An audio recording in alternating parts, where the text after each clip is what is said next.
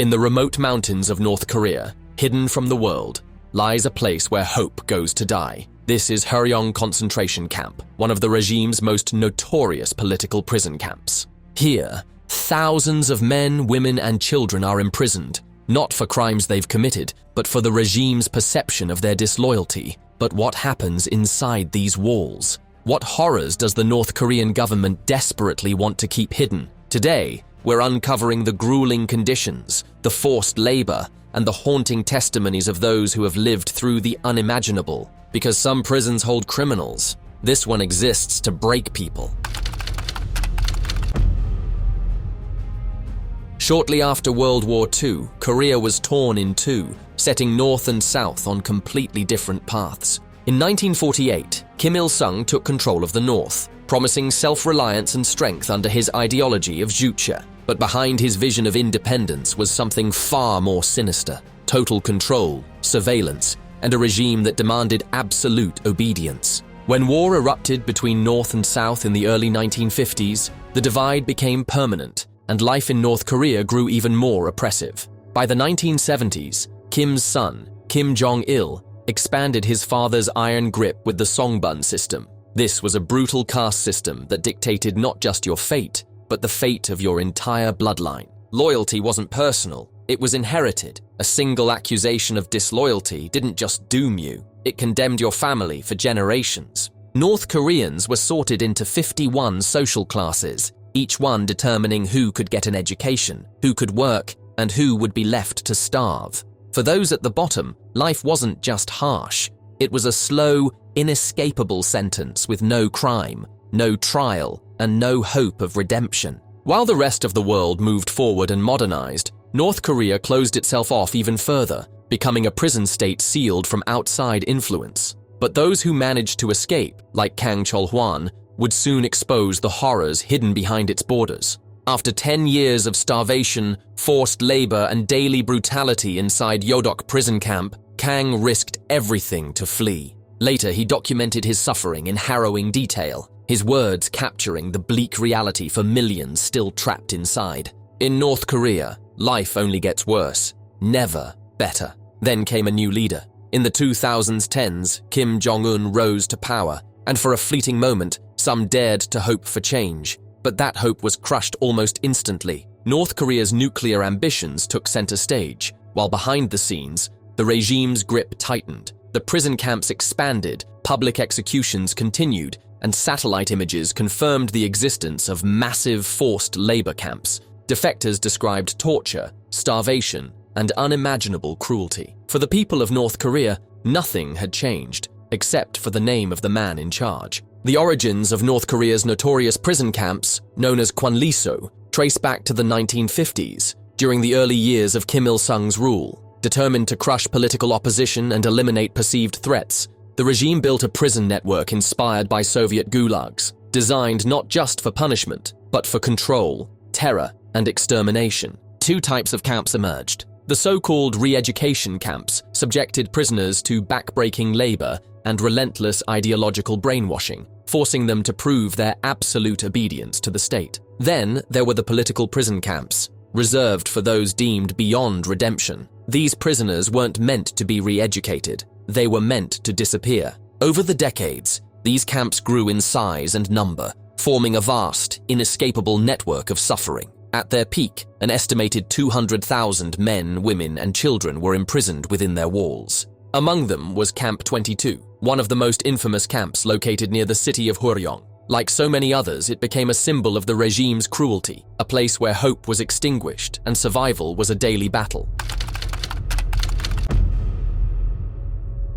Inside these camps, life is a relentless cycle of suffering, where starvation, violence, and forced labor define every moment. Former guard An Mayong-chol still recalls the horror of his first day at Camp 22. The prisoners he saw weren't just thin, they were skeletal, their bodies warped by malnutrition and relentless abuse. Some were so disfigured from beatings that their faces were barely recognizable. Others had missing limbs but were still forced to work, hobbling on makeshift crutches as they struggled to keep up. About another camp located at Yodok, Amnesty International reported, "Men, women, and children in the camp face forced hard labor, inadequate food, beatings, totally inadequate medical care, and unhygienic living conditions. Many fall ill while in prison, and a large number die in custody or soon after release. An Myong-chol described similar horrors at Camp 22, where starvation was routine, not an exception. Prisoners received 2 meager meals a day, usually just a handful of corn.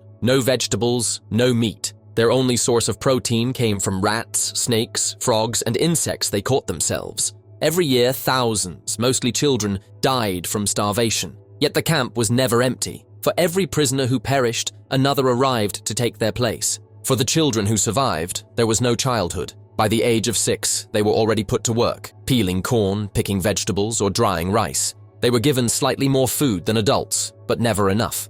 Many didn't live past 10. The elderly fared no better. They were assigned the same grueling labor as younger prisoners, with no allowances for age or frailty. If they fell seriously ill, they weren't treated. They were simply quarantined and left to die, alone. The living conditions were inhumane. Hundreds were crammed into single rooms, sleeping on rough floors, and forced to share filthy, overflowing toilets. An Myong-chol described the grueling labor. Prisoners started at 5 a.m. and worked until deep into the night, endlessly mining, farming, and manufacturing goods, using only bare hands and primitive tools. No one came to help. If someone was trapped underground, they were left to die. Their bodies weren't buried. They were thrown onto coal carts and dumped into a furnace. And the food they labored to produce?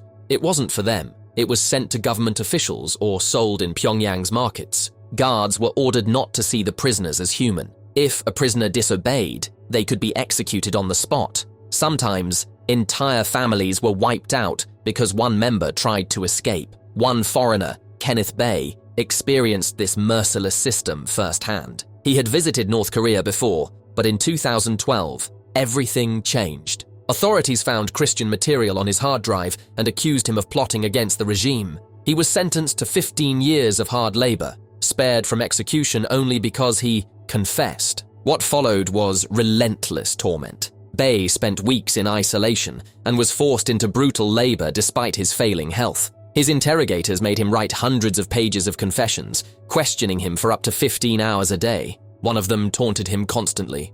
"No one remembers you. Your government has abandoned you. You'll be here for 15 years. For 2 years, he wasted away in this, alone. His body weakened, but his mind held on. Then, in 2014, after a secret US mission, he was finally freed. But for countless others, there was no escape, no negotiations, no hope. Torture wasn't just a form of punishment inside North Korea's prison camps. It was a way of life. Prisoners were subjected to unimaginable cruelty. Some were forced to stand in freezing water for 24 hours, barely able to breathe. Others were hung upside down and beaten until they lost consciousness. Tiny, windowless box cells left prisoners trapped for days, unable to stand, sit, or lie down properly. Many were forced to kneel for so long that their legs stopped working entirely, leaving them permanently crippled. Beatings were routine. Prisoners were struck for bowing too slowly, for working too slowly, or simply for being in the wrong place at the wrong time. Women suffered horrific abuse of their bodies, and those who resisted often vanished without a trace. Every year, groups of prisoners were taken away for what were called special construction projects, forced to build tunnels, military bases, and even nuclear sites in the most remote areas of the country. None ever returned. They were worked to death, or executed the moment their labor was no longer needed. In 2015, the full horror of North Korea's prison system reached international attention with the tragic case of Otto Warmbier. Otto was a 21-year-old student at the University of Virginia,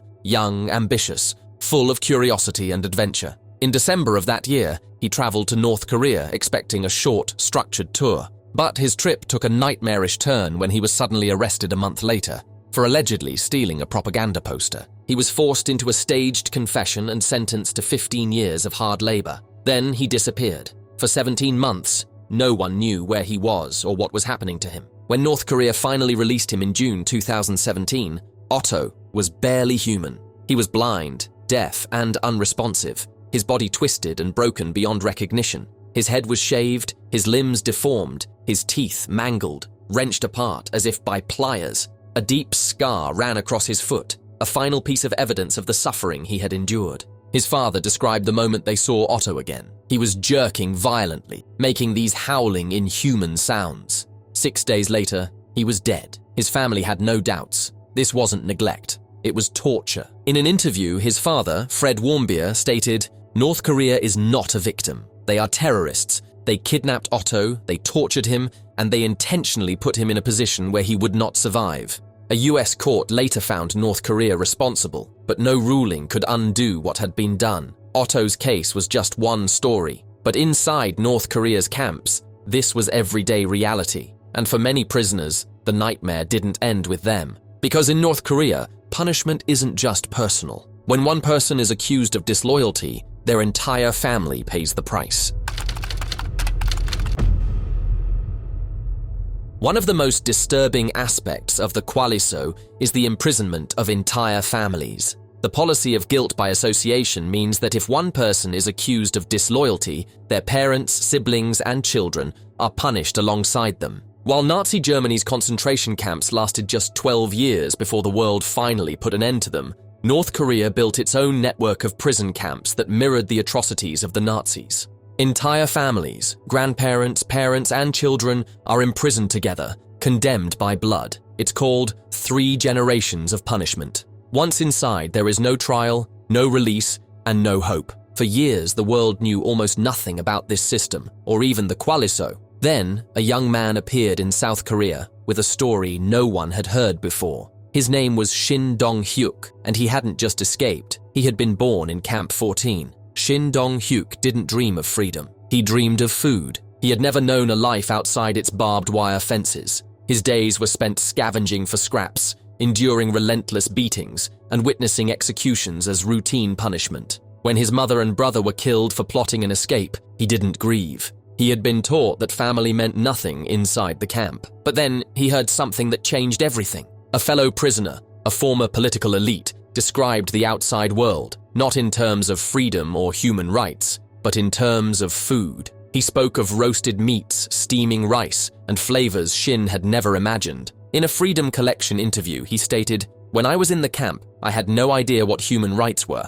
All I knew was hunger. At that moment, escape wasn't about survival. It was about eating a real meal." Seizing an opportunity while working near the perimeter of the camp, he and the older prisoner made their move. As they reached the electrified barbed wire, his companion was instantly killed, his body locking against the fence in a burning mass. Shin used the man's smoldering corpse as insulation, climbing over him to get past the deadly voltage. Wounded, with nothing but desperation driving him forward, he ran into the unknown, not chasing freedom, but chasing a full stomach. By 2014, the world could no longer ignore what was happening behind North Korea's prison walls. The UN Commission of Inquiry, led by Michael Kirby, gathered overwhelming evidence of crimes against humanity, and the truth was undeniable. Satellite images confirmed the existence of vast prison camps hidden deep in the mountains. Survivors' testimonies painted a chilling picture of starvation, torture, forced labor, and mass executions.